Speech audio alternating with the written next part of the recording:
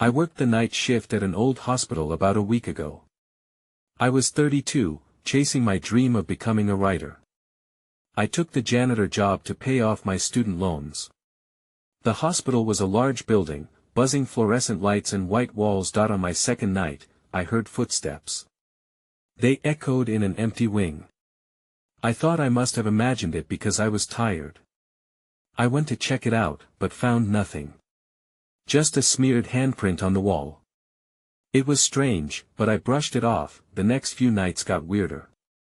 I noticed my cleaning supplies were moved around. I didn't recall doing it myself, but maybe it was just a long night. I saw shadows flitting at the edges of the dim light. Every time I caught a glimpse, a chill ran down my spine. I tried to convince myself it was just exhaustion. One night, I passed room 213. There was a patient I had never seen before, sitting up in bed. He looked fragile, skin pulled tight over his bones. He stared at me, and it felt like he was looking right through me. Then he called my name. I froze. How did he know me? I asked him, but he just smiled. It was unsettling. My heart raced for no reason. After that, I had trouble focusing on my tasks. I started double-checking that I locked the supply closet. Something felt wrong. I felt like something was watching me as I walked the halls. When I turned, there was never anyone there. I wanted to laugh it off, but I was scared. I couldn't stop replaying the patient's words in my mind. Then one night in the surgical wing, I heard the footsteps again. This time, they were louder and closer. I turned to see who it could be, but the hall was empty. The lights flickered, and I could swear I felt a presence right next to me. My hands were clammy, and I felt the urge to run, but I was stuck in place. I glanced back toward room 213. The patient was at the door, watching me. He didn't smile this time. He just pointed down the corridor. My blood ran cold. He whispered something, but I couldn't understand what it was. I stumbled back, caught between fear and confusion. I turned to run, but my legs felt heavy. I didn't know what I was scared of or if any of this was real. Maybe it was just the night shift getting to me. I glanced over my shoulder, and that's when I heard it. Laughter. Distant voices echoed through the halls, and I didn't feel alone anymore. I ran, my heart racing as I tried to find a way out. But the laughter followed me, bouncing off the walls. I wish I could say I knew what happened next. All I know is something about that hospital is still haunting me. I still see the patient's eyes and hear his whisper. I haven't been back since, and writing has never felt so impossible. The next day, I stayed home, unsure how to process everything I experienced. I tried to write, to clear my mind, but the words wouldn't come. The memories of that hospital replayed over and over. The patient, the laughter, the handprint, they filled me with dread. I thought about quitting the janitorial job. No amount of money was worth this kind of fear. But I needed the paycheck, so I reluctantly returned to the hospital that night. I reminded myself that I wasn't there to investigate ghosts. I was there to clean and get my paycheck. As I walked through the entrance, the flickering lights greeted me like an ominous sign. I went to the break room first. I poured myself some coffee, hoping the caffeine would help shake off the nervous energy swirling in my stomach. I couldn't tell if it was fear or just a stirring curiosity about what lay beyond the patient rooms. Tonight, I resolved to avoid Wing 2 and Room 213. But as I grabbed my mop, the pull of the unknown was hard to resist. I found myself wandering down the hallway on automatic pilot. I hesitated at the door to Room 213. The door was slightly ajar, a thin sliver of light spilling out into the dark corridor. I took a deep breath and pushed the door open. The room was empty. The bed was unmade, the sheets tangled in a way that felt wrong. I stepped inside, looking around. Then I noticed the window. It was wide open, letting a chill breeze in. A stack of papers fluttered on the desk near the window. That's when I saw it, a notebook. It was small and worn, and I felt a strange compulsion to pick it up. As I opened it, the pages revealed scrawled notes and sketches. They were half-finished thoughts, and some of them mentioned my name, just like the patient had.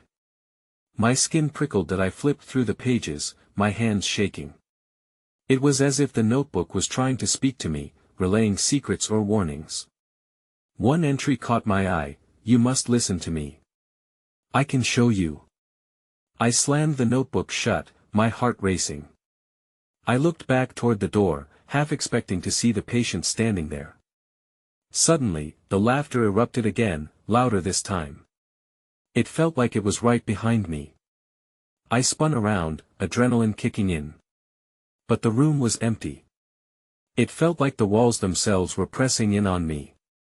I could almost hear whispers, echoing the same words from before.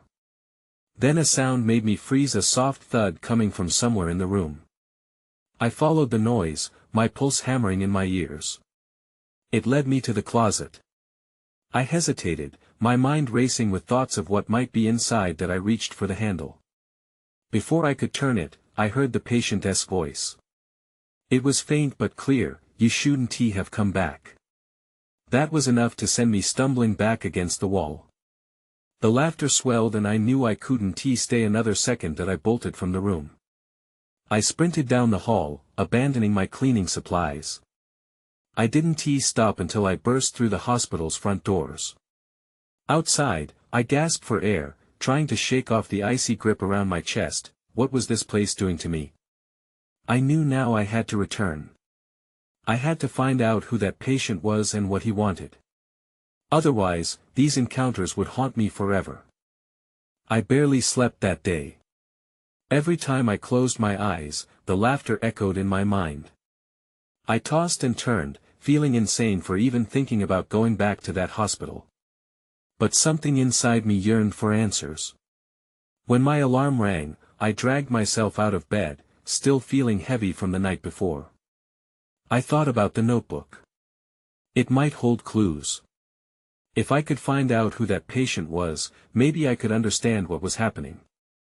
I arrived at the hospital just as the sun began to set. Confronting the building again was like standing on the edge of a cliff. The familiar flickering lights still buzzed overhead. This time, I steeled myself and made my way directly to Wing 2. The air felt different, almost charged, as I passed through the doors.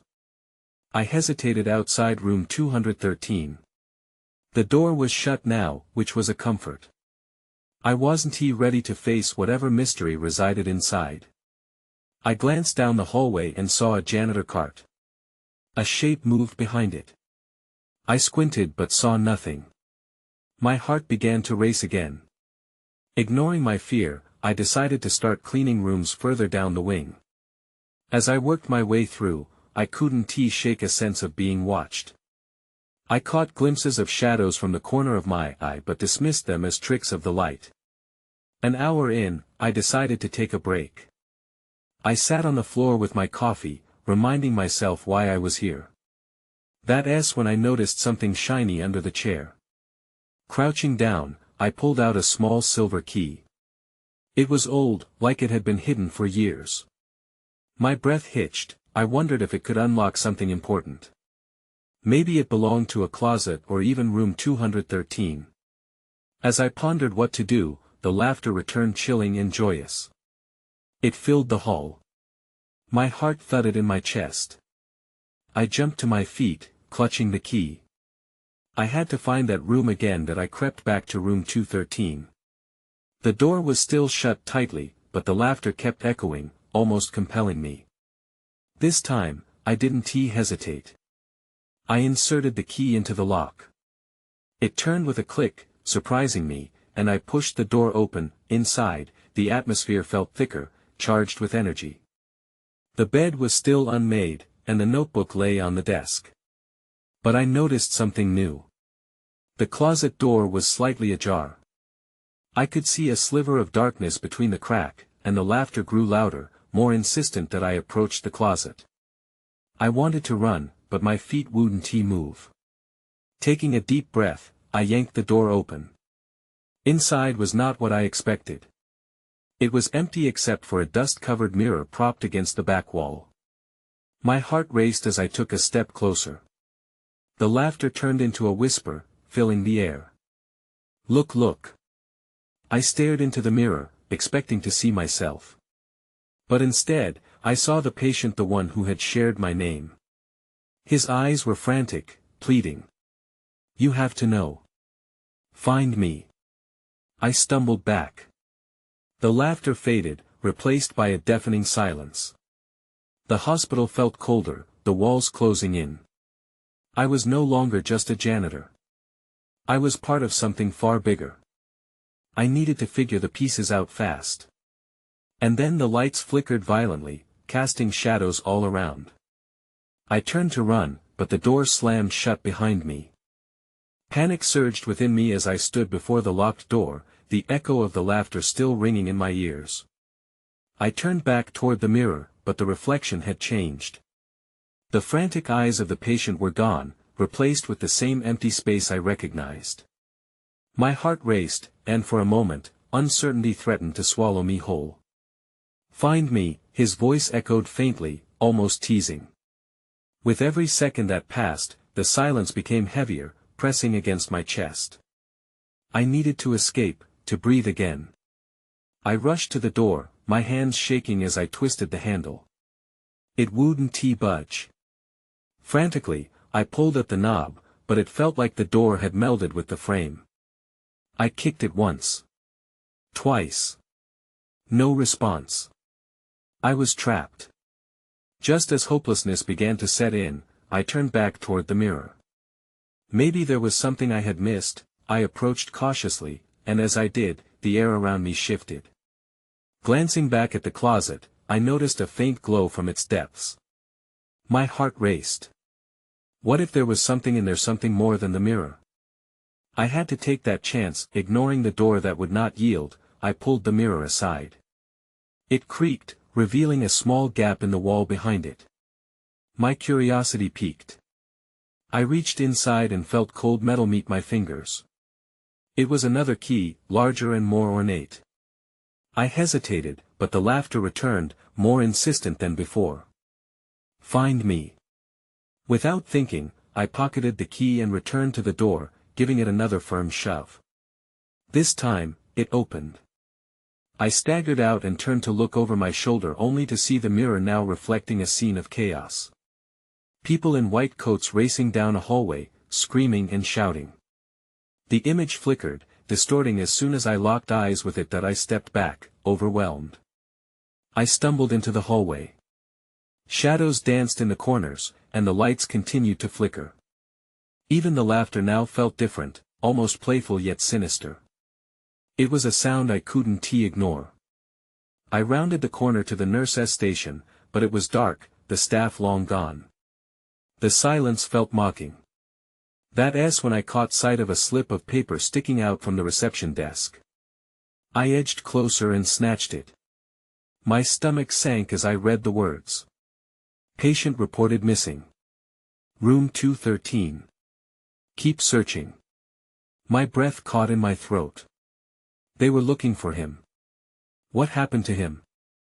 As I turned to flee, the laughter intensified, filling the air with chaos. I needed answers now. Then, I noticed something move in the corner of my eye. It was a figure, cloaked in shadows, watching me from the opposite end of the hallway. My pulse quickened as I locked eyes with it. It pointed toward the stairwell, urging me to follow. I felt my heart race. I had just unlocked a part of this mystery, but now I might have just drawn its attention. I couldn't help but follow. Whatever waited for me upstairs could very well be the answer I needed or my end. Each step toward the stairwell felt heavier, like I was moving through thick molasses. The figure remained shrouded in darkness, its outline shifting in and out of focus. The laughter echoed in my ears, a taunting reminder that I was far from safe. Taking a deep breath, I pushed myself forward. I needed to find out who or what that figure was. Climbing the stairs, I could hear something pounding underneath the steady rhythm of my own heartbeat. I forced myself to focus on the steps ahead. When I reached the top floor, I paused, my breath hitching in my throat. The hallway was dimly lit, a flickering bulb casting strange shadows along the walls. Room 213 was just a few doors down. That number felt ominous, like a clock counting down to something inevitable. I pressed my back against the wall, hoping to steady my nerves.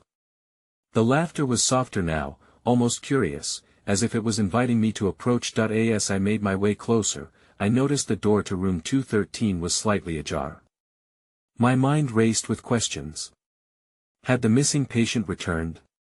Or was there something even darker waiting for me inside? The laughter pulsed once more, pushing me forward. I slipped inside, the door creaking ominously behind me. The room was entirely empty, save for a flickering overhead light. The bed was neatly made, and everything seemed untouched.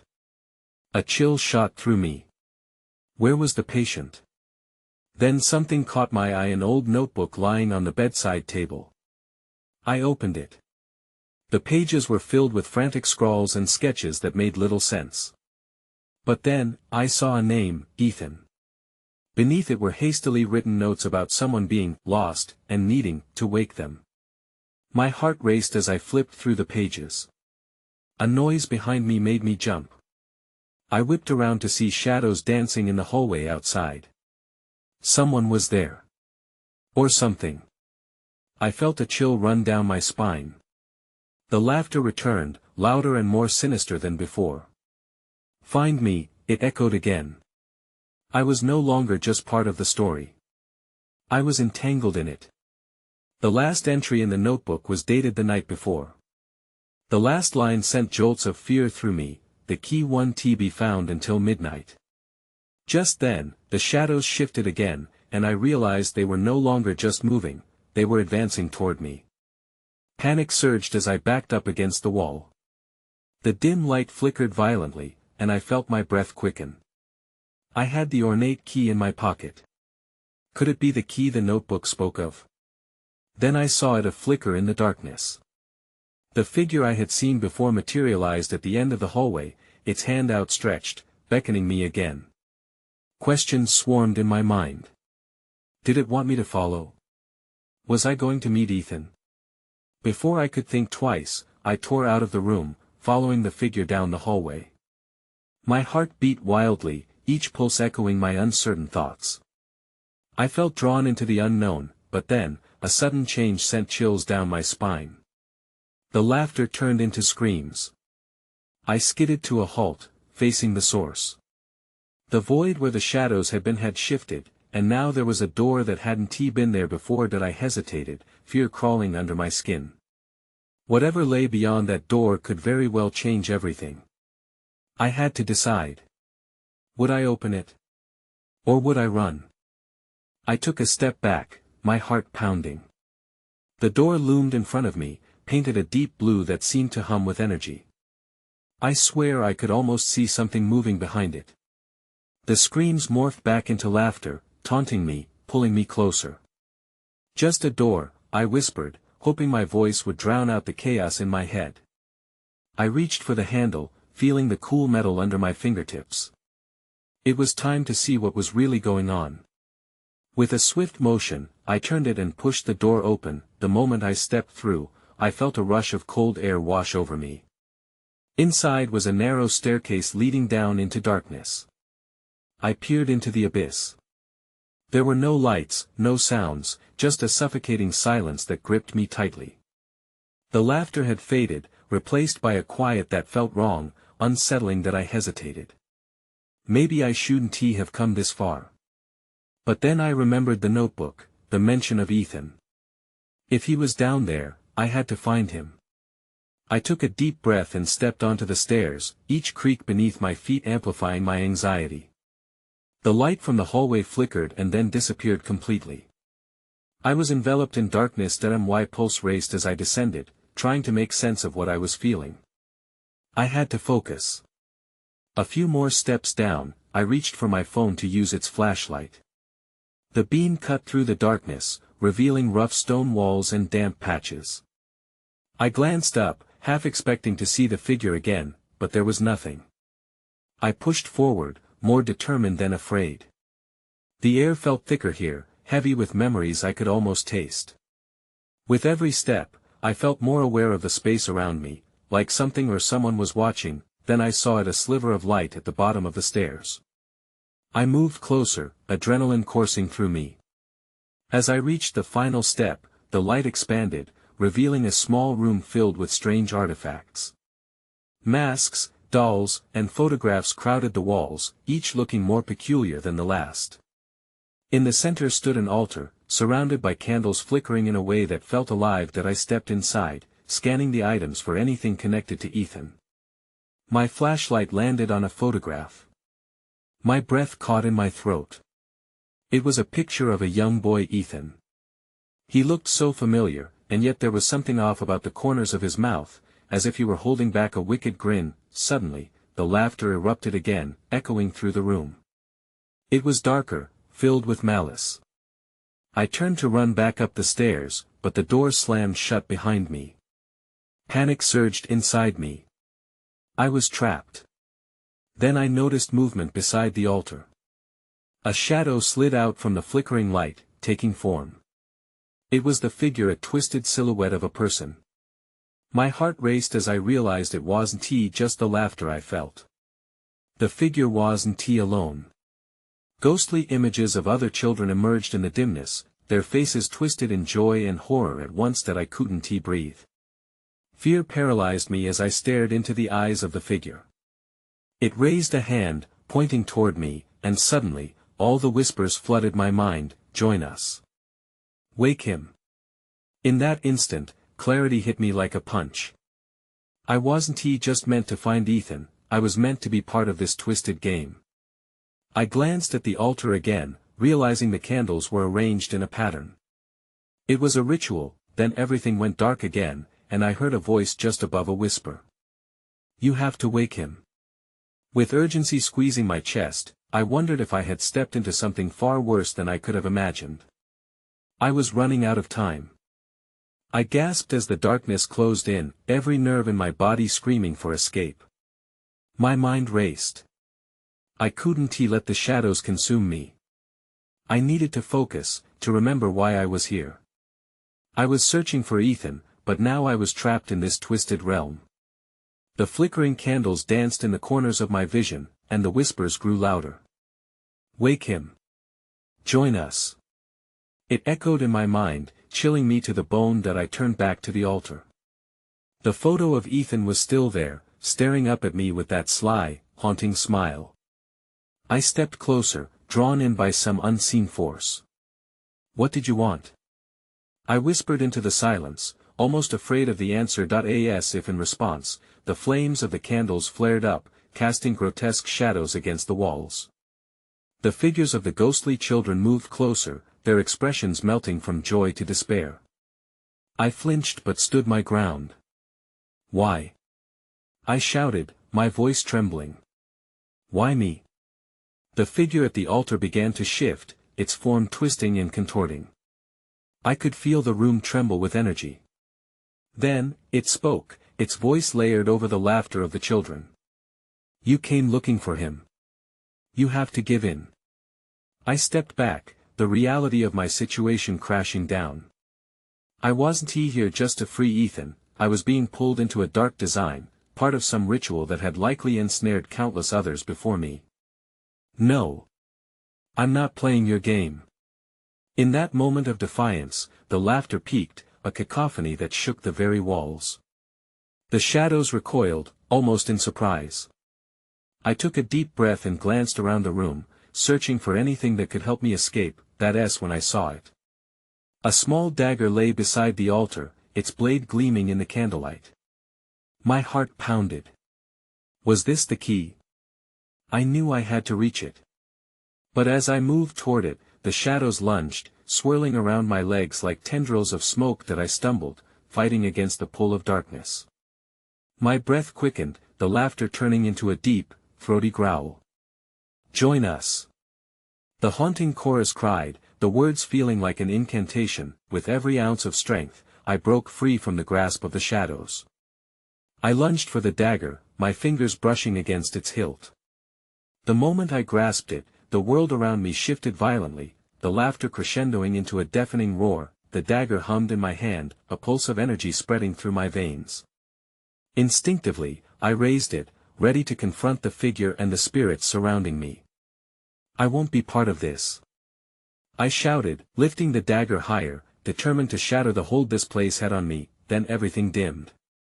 It felt like the ground beneath me cracked open, and the shadows surged forward, trying to snatch the dagger from my grasp. I braced myself, feeling a wave of cold wash over me. "Ethan!"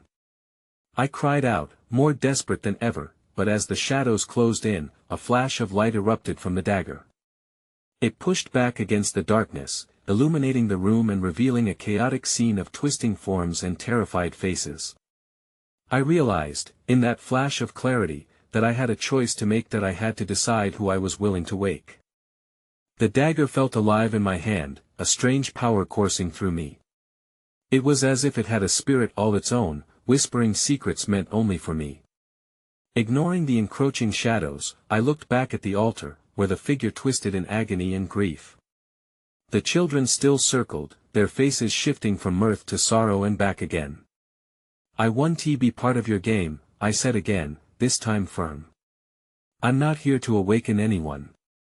I took a step forward, clutching the dagger like a shield, the light shimmering around me, but the figure at the altar shifted again, revealing a clearer face. It was a young girl, her eyes wide and pleading.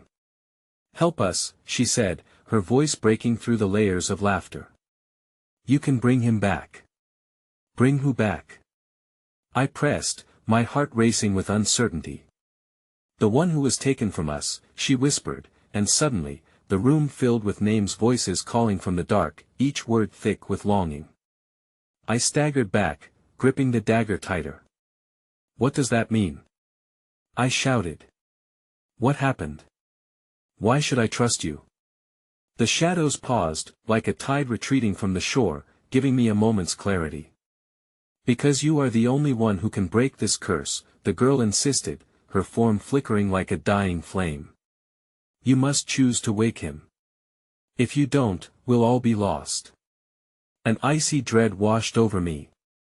Ethan's face floated into my mind. I couldn't let this fate fall upon him. I wanted answers, but fear clawed at my insides. "What curse? What happened to all of you?"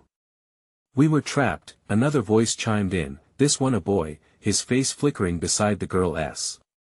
"You'll understand once you decide." My breath hitched. Ethan was trapped, too, but was it worth the risk to uncover the truth behind their curse? The weight of their lost hope pressed on my chest. I couldn't ignore their plight, even if the voices grew louder. "Why do you need me?"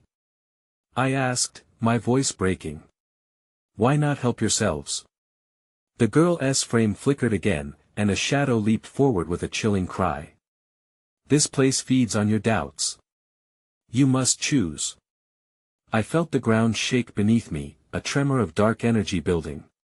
The dagger released another pulse of light, more intense this time, illuminating the horror around me. Shadows writhed, their laughter morphing into anguished cries. The girl reached out, her hand trembling. "Please. We need you to wake him. But you must decide quickly." I looked from her to the altar, where Ethan's photo lay, and back to the child's earnest expression. "What will happen if I choose?" I asked, my mind racing. "You will either free him or join us," the boy whispered, the reality of his words sinking in. Before I could process it, the shadows stirred violently, and another figure emerged, a man, gaunt and hollow-eyed. He pointed directly at me. "You must wake him. Time is running out." His words struck a chord deep within me, and I prepared to make my choice. Could I really confront the darkness that threatened to consume him and possibly myself? With a trembling heart, I raised the dagger higher, inhaling sharply as the air warped around me. "Who do I need to wake?" But before the words could fully escape my lips, the shadows surged forward, wrapping around my arms and legs, pulling me into the depths of their darkness. I felt a cold grip around my throat, and darkness threatened to swallow me. Desperation surged. I will wake him. I yelled, a final rallying cry against the impending void. Then everything rushed into chaos. The shadows converged, and with a blinding flash, the world exploded into light. The light faded slowly, revealing a swirling mist around me. I found myself in a vast, empty expanse. Nothing seemed real, it felt more like a dream that had turned nightmarish. The dagger still pulsed warmth in my hand, grounding me as I took a cautious step forward. Hello. My voice echoed, and the sound felt distant, lost in the void.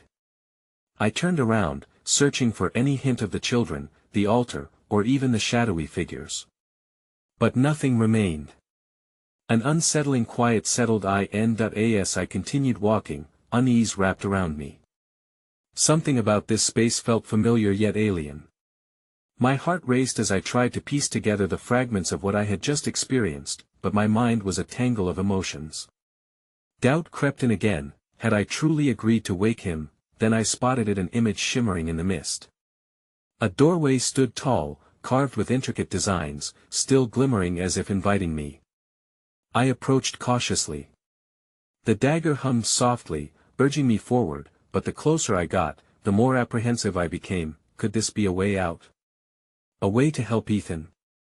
I reached for the handle but hesitated, an unease filling my gut. Taking a deep breath, I turned the handle and opened the door. It swung wide with a creak, revealing a room bathed in a cold blue glow. I stepped through, feeling the change in atmosphere instantly. The room was vast but sparse. Shadows lingered in the corners, growing and shifting, yet the light was oddly captivating. In the center stood a figure cloaked in darkness, but even as I squinted, I felt like I could see the edges of his face. The figure raised his head, and two piercing eyes met my own. "Welcome," the figure said, his voice booming yet controlled. "You've come seeking truth." "Truth? Who are you?" I stammered, clutching the dagger closer as if it would somehow protect me. "I am a keeper of secrets," he replied, glancing at the dagger. "You hold a powerful tool, but you must learn how to wield it. That is your task." "What do you mean?" "I need to save him." I tried to sound firm, but uncertainty flickered in my tone. The figure stepped forward. "Who you seek is tied to the shadows around you. You have the ability to awaken or to be consumed. The choice is yours." My chest tightened. It felt impossible to comprehend what he was saying. "But how? What is the curse?" He let out a low chuckle. "The curse is a reflection of your own fears. The longer you linger in doubt, the stronger it grows. You must confront that which you fear most." It felt like he was reaching into my thoughts, pulling out my insecurities and displaying them before me. Ethan, his face came to mind again, and the urgency swelled. "What if I don't choose?" I asked, desperate for clarity. "Then this place will claim you as its own," he stated flatly, his eyes pinning me in place. "Your friend will remain lost forever, and you will join the shadows." Suddenly, the ground shifted beneath my feet, and I staggered. The shadows began to swirl faster, rising toward me like a tempest. I had little time. That was when I saw a faint outline of Ethan just beyond the darkness, trapped but reaching for me. I felt a surge of determination. "I will wake him." As the manic swirling shadows reached for me, I knew I would have to fight. I tightened my grip on the dagger, ready to unleash its potential. But was I ready for the depths I was about to plunge into? With a roar, I charged forward, plunging into the darkness with the dagger raised high. I stumbled into the void, the world swirling around me as the shadows roared in protest. The dagger pulsed with energy in my grip, a beacon against the chaos that threatened to consume me. I could feel every whisper of doubt clawing at my mind, every fear amplified in this suffocating place, but I pushed them back. I had to find Ethan. As I plunged forward, the shadows lashed out, tendrils of darkness trying to ensnare me. I swung the dagger, the blade cutting through the cloying darkness, sending ripples of shimmering light in every direction. "Ethan!" I shouted, the sound almost lost in the cacophony of whispers. "I'm coming." Pushing deeper, I finally broke through to a clearer space, the air tinged with anticipation. A pale light flickered ahead, and I forced my legs to move, every step firing up the energy within me. There, suspended in the murky haze, I saw him, Ethan, hovering between reality and this grim shadow realm, eyes filled with fear and yearning. "Help me!" he called, his voice barely audible. "Hold on!" I shouted back, heart racing as darkness snaked around him like a predator. I raised the dagger high, letting the light spill forth, illuminating the room. The shadows recoiled, shrieking in agony, and for a moment, Ethan's form shimmered more clearly. "You're stronger than them," he whispered, hope threading through his voice. With a surge of determination, I charged forward, the dagger crackling with energy. "You won't take him!" I screamed, plunging the blade downward as the shadows lunged to counter. Light erupted as the dagger met the ground, sending shockwaves through the darkness. The shadows shrieked like a wounded beast, twisting and swirling as if trying to escape the purifying force. In that radiant moment, I felt a connection, a tether pulling me toward Ethan, and the world around us trembled. The light caught him, rippling around his frail form. I could see his face transform from despair to something more vivid, almost alive. "Thank you," he cried, and with a deep breath, I pressed deeper, igniting every ounce of power the dagger held. "Wake up," I urged, clenching my teeth against the weight of the shadows. They fought ferociously, clawing at my skin, but I thrust the dagger forward again, carving a path through the darkness. The laughter turned to screams, dissipating as rays of honest light pierced through the veil that I in that moment, everything changed. The shadows cracked and shattered, releasing Ethan from their grasp.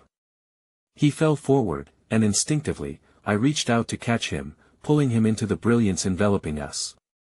"Stay with me," I whispered hoarsely, and for a heartbeat, everything felt impossibly right. The darkness began to blur around the edges, the shadows dissolving into whirls of mist. Ethan looked up at me, eyes wide and bright, frantically searching my face, but as the light expanded, I could feel myself being pulled back, a current tugging at my core. "No!" I yelled, desperately holding on to him, but the forces around us were too strong. "Go!" Ethan said fiercely, pushing me away with a strength I wasn't prepared for. "You have to escape." "No!"